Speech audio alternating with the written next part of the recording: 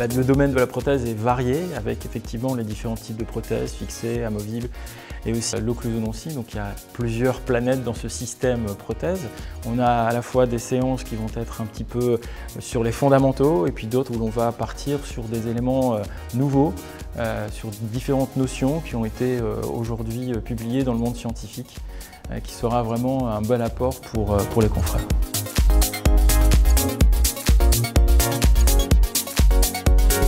Les sujets phares, notamment la séance internationale avec Marcus Blatz, qui vient des États-Unis, qui vient donc donner un petit peu ce que doit être la prothèse fixée en 2023-2024. On a une séance sur les préparations postérieures, faite par Gilles Tirlet, qui sera aussi une séance extraordinaire, je pense.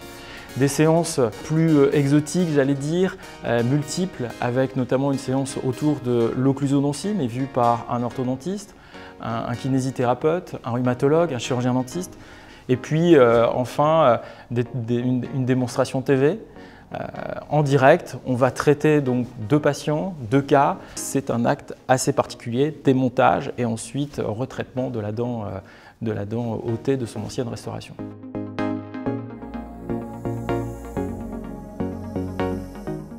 Alors effectivement, la prothèse est véritablement irriguée aujourd'hui par le numérique. Ça, dès le départ, on va essayer de créer ce projet prothétique de manière virtuelle, de manière à essayer de le valider aussi avec le patient, avant donc d'arriver en bouche. Donc ça, c'est une première partie faite soit avec des empreintes optiques, soit avec de la photo simplement.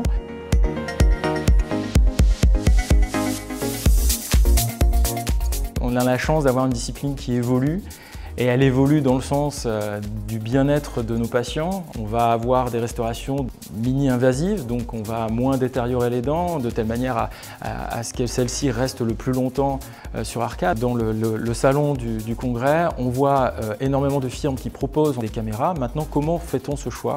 Donc c'est à la fois en fait quelque chose qui va permettre aux confrères de donner des grilles de lecture de ces caméras et de pouvoir faire son choix de telle manière à avoir la caméra la plus adaptée à sa pratique. Alors c'est valable pour 2023, mais ce même cahier des charges sera sans doute valable aussi dans les autres années et pour les praticiens qui auront bénéficié de ce TP, ils pourront effectivement le choisir plus tard.